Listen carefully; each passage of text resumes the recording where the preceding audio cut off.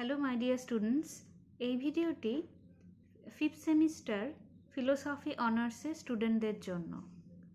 তোমাদের ডিএসসি 2 থেকে আমরা কান্টের ক্রিটিক অফ পিওর রিজনের ওপর যে প্রিফেস ও ইন্ট্রোডাকশান আছে সেই পার্টটা আলোচনা করব। তো আমাদের আলোচনা শুরু হয়েছিল যে ক্রিটিক অফ পিওর রিজন বইটির যে স্ট্রাকচার সেটা কেমন, বা তার যে বিভিন্ন ভাগগুলো রয়েছে সেগুলো আলোচনার মধ্যে দিয়ে আমরা মেইন প্রিফেস ও ইন্ট্রোডাকশানের মধ্যে এখনও যাইনি।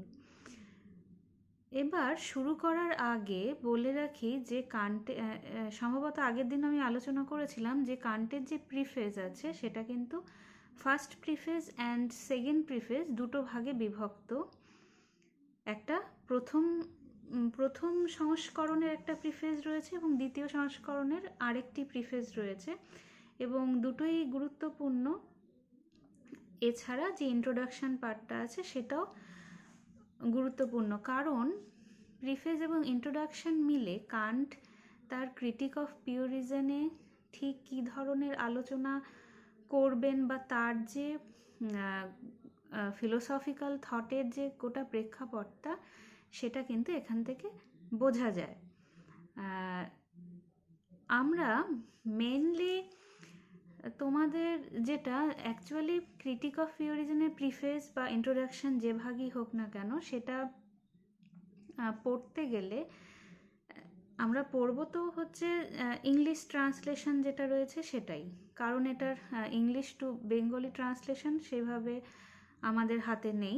এটার ইংলিশ ট্রান্সলেশনটাই বেশি অথেন্টিক এবং ভালো। তো পড়তে গেলে হিসাবে আমাদের লাইন টু লাইন পড়াটাই উচিত, কিন্তু সেরকম কোনো স্কোপ এই মুহূর্তে আমাদের হাতে নেই যে লাইন টু লাইন আমরা প্রিফেস পড়বো এবং সেটার প্রত্যেকটার মানে তোমাদেরকে বলবো, কারণ সেটা অনেক বেশি সময় সাপেক্ষ, সেটা এই মুহূর্তে সম্ভব নয়। তো ফার্স্টে আমি বেশ কয়েকটা ক্লাস, সেটা ভিডিওর মাধ্যমেই হোক যেভাবেই হোক, তো বেশ কয়েকটা তোমাদের আমি এর ভেতরে যে ছোট ছোট কিছু পয়েন্টস রয়েছে বা যে যে বিষয়গুলোর ওপর কান্ট বেশি হাইলাইট করেছেন সেই বিষয়গুলো নিয়ে আগে কিছু আলোচনা করে নেব, তা না হলে পুরো বিষয়টা বুঝতে তোমাদের অসুবিধা হবে।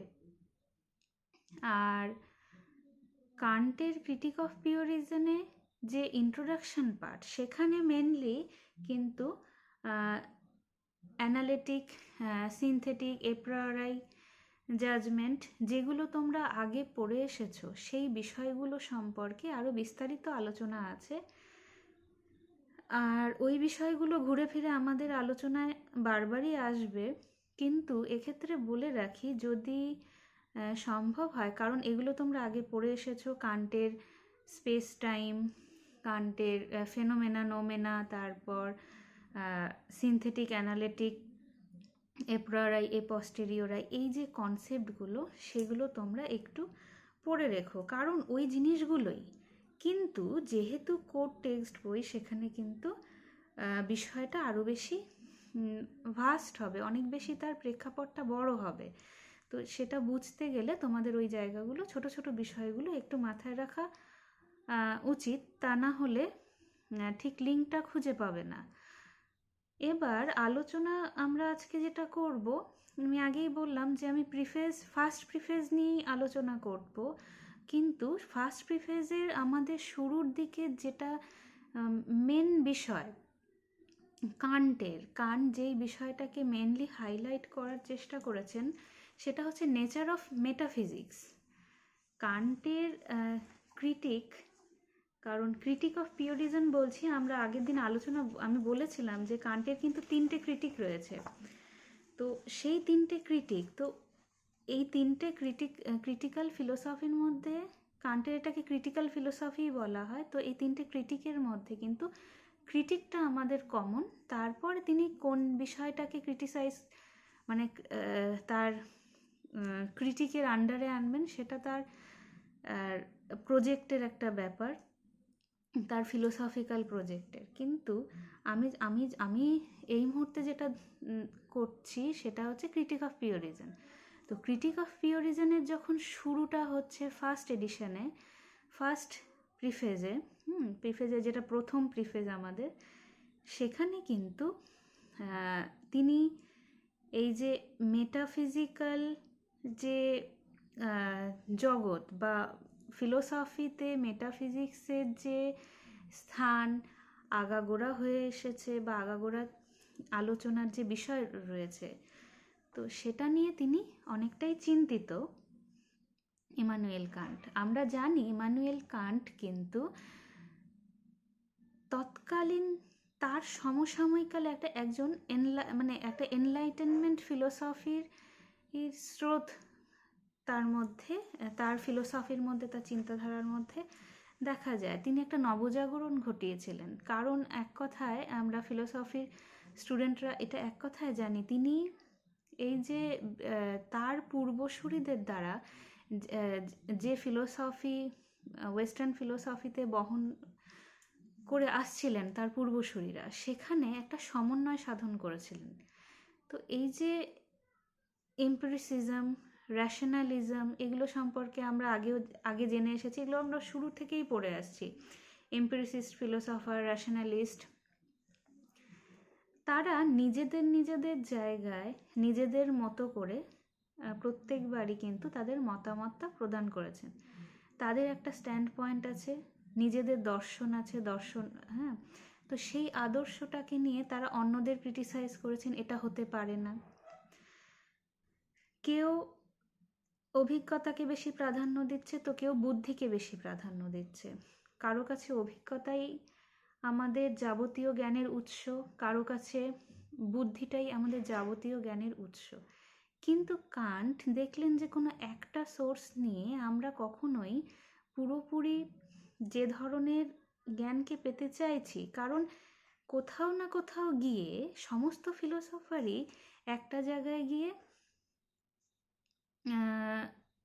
একমত বলা যেতে পারে, বা মানে মিলিত ঠিক হচ্ছে না, কিন্তু একটা জায়গায় গিয়ে তারা যেটাকে থিং ইন ইটসেলফ বলা হচ্ছে, বা বস্তুটা অ্যাকচুয়ালি যেমন, যেটাকে আমরা বলতে পারি ইন্ডিয়ান ফিলোসফিতে যেটাকে স্বরূপ বলা হয়, হ্যাঁ।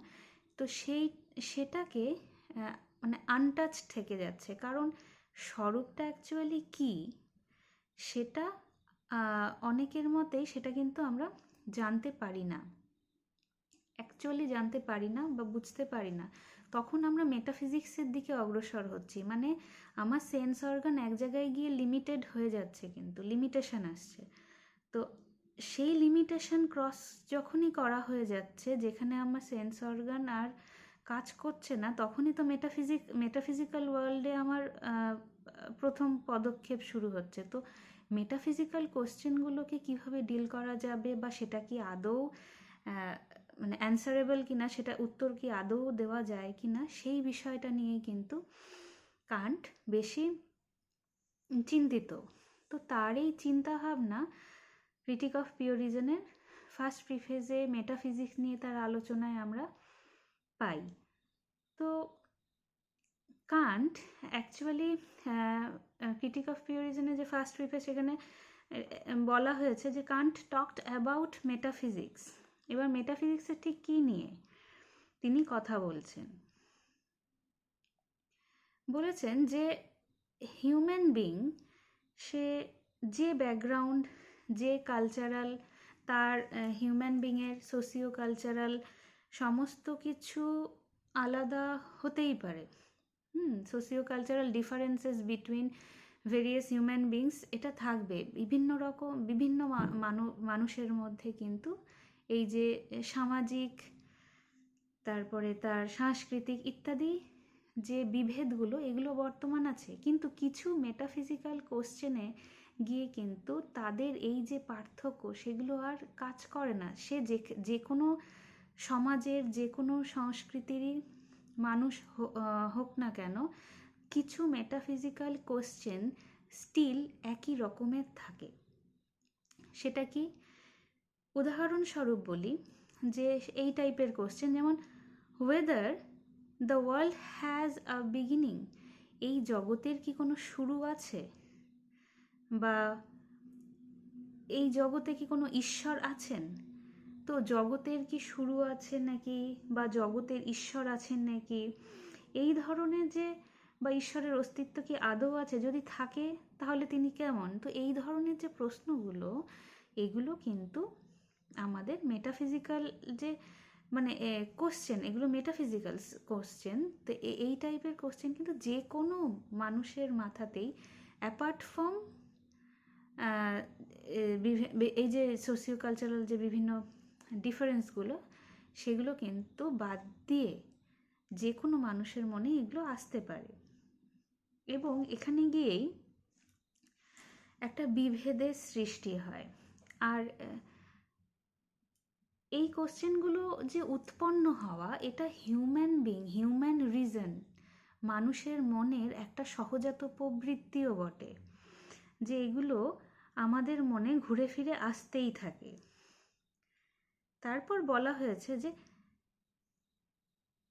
যে মেটাফিজিক্স কিন্তু এই যে সুপার সেন্সিবল বলা হয়েছে, কারণ এগুলোকে আমরা সাধারণ ইন্দ্রিয়ের দ্বারা পাই না।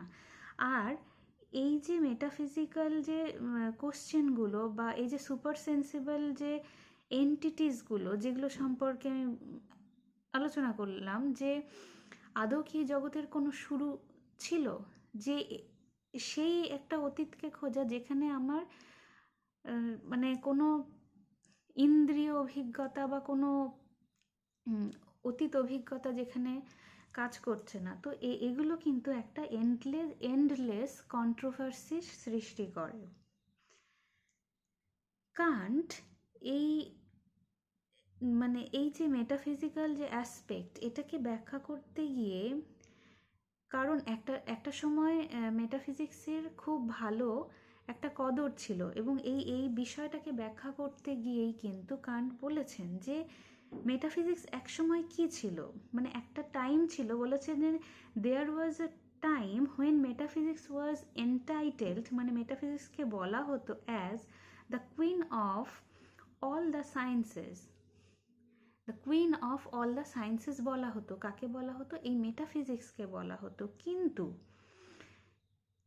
কি হলো, কারণ কোশ্চেন, এই যে প্রশ্ন, এই যে অতি জাগতিক বিষয়গুলো জানার যে প্রচেষ্টা, তাকে এই জানার প্রচেষ্টাতেই কিন্তু অনেক আবিষ্কার হয়েছে, সায়েন্সের অনেক উন্নতি ঘটেছে।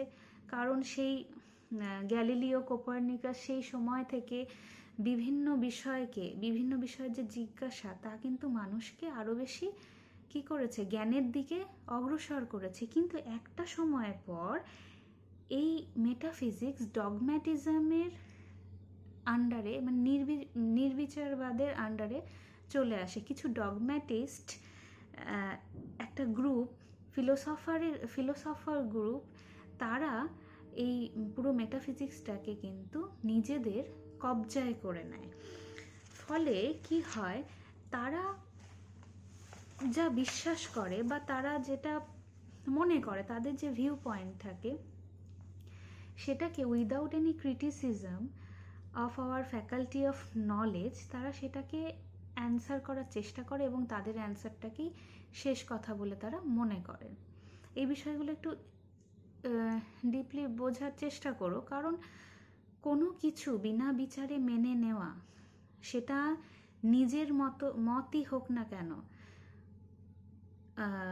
এই জায়গাটাতে, কারণ এই যে নিজের মতকে, আমার বুদ্ধি এটা বলছে, বা আমার অভিজ্ঞতায় আমি এটা পাচ্ছি, সুতরাং এটাই বাস্তব, এটাকে বিনা বিচারে স্বীকার করে নেওয়াটার ক্ষেত্রেই কান্টের আপত্তি। এখানে তিনি একটা ভালো কথা বলেছেন, যে